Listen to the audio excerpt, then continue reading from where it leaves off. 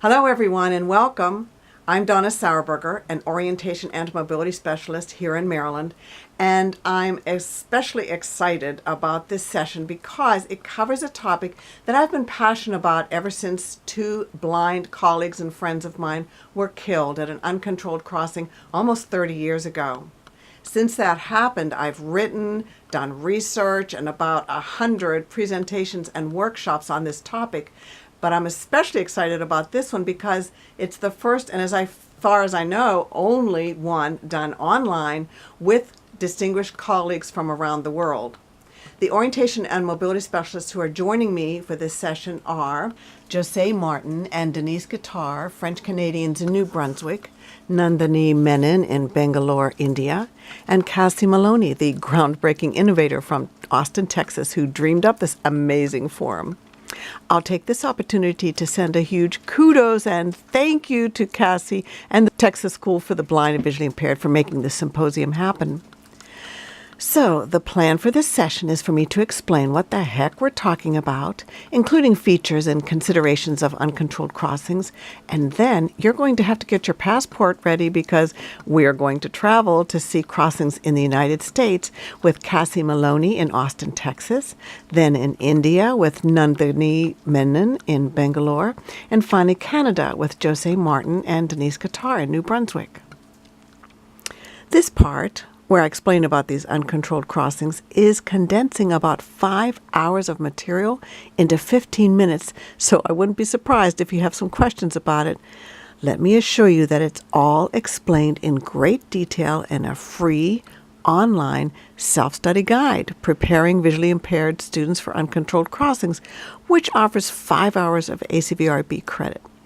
It's at www.sauerberger.org/DONA/cross-credit. So let's begin with what the heck do we mean by uncontrolled crossings? We mean crossings that don't have a stop sign or a traffic signal for the vehicles in that crossing. For example, the first picture here shows the back of a very handsome man. I happen to be related to him, but only by marriage. And he's standing at an intersection. There's a stop sign for the street beside him, but there is no stop sign or a traffic signal for the street he's facing and wants to cross. That crossing, the street he's facing, that is what we call an uncontrolled crossing. Another example of an uncontrolled crossing is a roundabout, as shown in the picture here, where my friend is walking across the second lane of a two-lane crossing that has an island between the lanes. About 10 feet to her right is the circular part of the roundabout, and a driver has just left the circle and has stopped to wait for her. Again, there is no stop sign or traffic signal for those drivers, so that is an uncontrolled crossing. The last example is at an intersection that does have a traffic signal, but there is a turning lane that is separated from the rest of the intersection with an island. The photo shows a man starting to cross that lane of right-turning traffic from the island to the curb, and a car is passing him in that lane. The traffic in that separate turning lane has no stop sign, and the drivers can ignore the traffic signal, so it is another example of an uncontrolled crossing. So let's start by putting on our thinking caps and ask, when do you want to cross at these uncontrolled crossings? The best time is when it's clear to cross. But to be confident that it's clear to cross, you need to be able to hear or see all the approaching vehicles with enough warning time. By warning time, I mean it's the time from when you first hear or see a vehicle until it arrives at your crossing. For example, if it takes you 7 seconds to cross, you need to be able to hear or see the approaching vehicles when they're at least 7 seconds away. And it's that simple. If you can't hear or see what's coming until they're less than 7 seconds away, you can never be sure that it's clear to cross, because whenever it seems to be clear, there could be a car coming that could reach you before you finish your crossing. To figure out if there is enough warning time, you need to compare the warning time of the approaching vehicles with the time you need for crossing. For example, if you're using your hearing, you would listen for vehicles coming from the left or the right and ask yourself, was the warning time of those vehicles longer or shorter than your crossing time? The direction that the vehicle is coming from will determine if you should compare its warning time with the time you need to cross just half the street. That's for vehicles approaching in that half, which in America would be from the left, or the entire street. You'll see Nandini explain that in India, it needs to be clear for crossing the entire street regardless of which direction the vehicles are coming from. She'll explain why. So, after observing the approaching vehicles and their warning time in that situation, you ask yourself whether or not the range of warning times of approaching vehicles is long enough for you to be confident as to when it's clear to cross, when it's quiet. Now, students need to be able to compare the warning times of approaching vehicles with their crossing time and assess the situation without any stopwatches. They need to do it intuitively, on a gut level. As you can imagine, for you to be able to assess these situations and teach your students to assess them in an intuitive level, it is complicated. And we won't cover any of that in this session, but like I said, it is all covered in the self-study guide. In this session, we'll just look at the main features of uncontrolled crossings in different countries. So, what do you call a situation where there is not enough warning of approaching vehicles to know whether it's clear to cross? We call it a situation of uncertainty. I'll show you an example. This is a very quiet 2-lane residential street with a speed limit of 25 miles per hour with a sharp bend to the right. This is one of the crossings where Dr. Rob Emerson and I did our research. It takes about 7 seconds for the average pedestrian to cross, and as you can see when we show you the video, you cannot hear or see most of the vehicles approaching from the right until they're only 4 to 6 seconds away. We can hear the vehicle now, and it arrives now.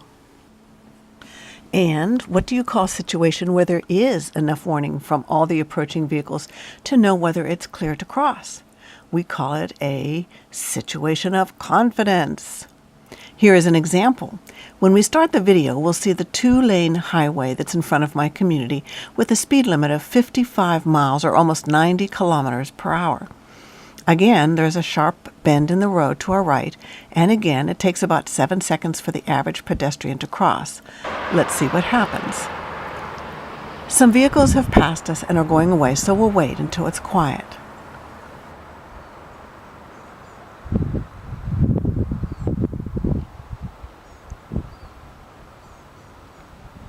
It just got quiet. I hear a car from the right.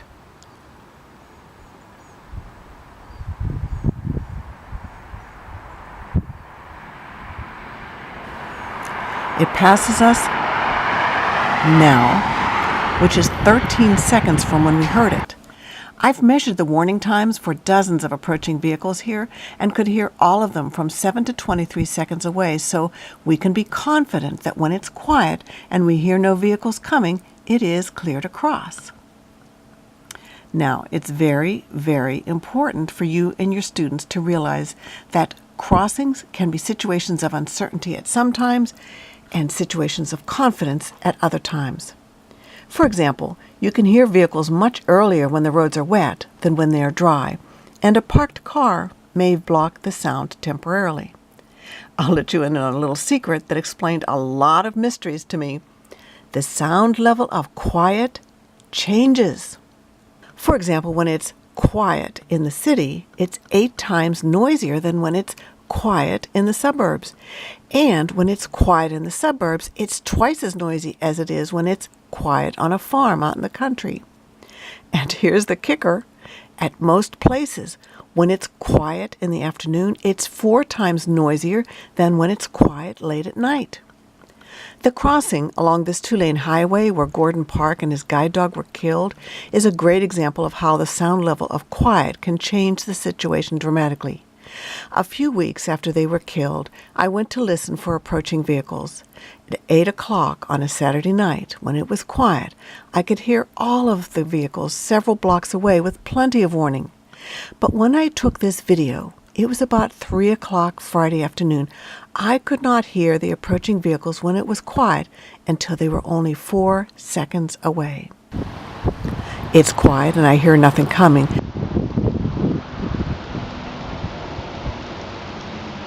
But then I hear a vehicle from the right now, and it arrives Now, if I had started to cross just before I heard that truck, I would have been right where Gordon was when he was killed.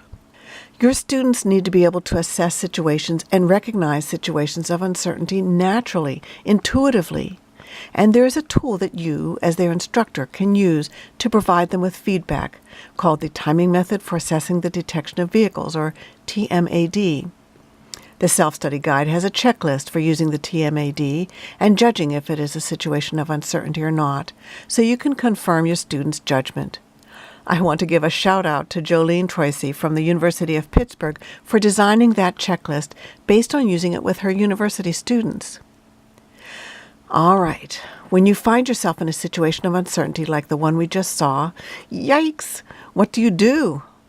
Well, you assess the risks of crossing. Then you decide if the risk is acceptable, in other words, if it's safe, and if not, you use alternatives. There is a checklist in the self-study guide to help you analyze the risk. It looks at, first, how likely is there a vehicle coming that you didn't detect? That depends on how much traffic there is and warning time.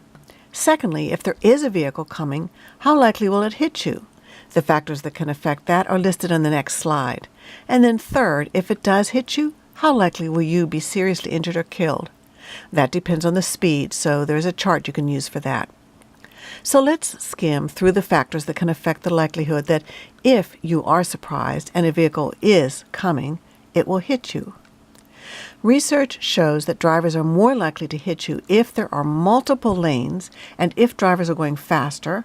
Drivers are less likely to hit you if they are expecting pedestrians, the visibility and road conditions are good, there is a group of pedestrians crossing, you're waiting with your foot in the street, and you're using a cane. And of course, the likelihood of being hit can be affected by the culture of drivers and pedestrians in that community. Today's session will not cover the skills that your students need to know.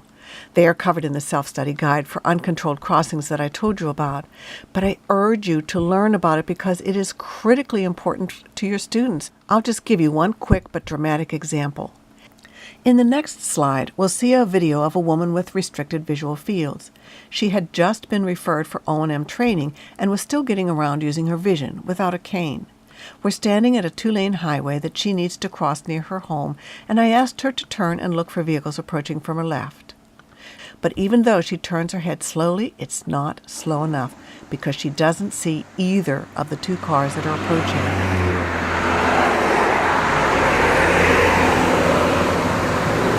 So when I tapped you, there were some cars there. Did you see those cars? Nope. You never saw any cars? Nope. Okay, so that means that you were looking too quick. Okay? You're going to have to go slow enough to see those ones that are near to you. Okay. After about 20 minutes of training, she had learned how to look for vehicles more efficiently.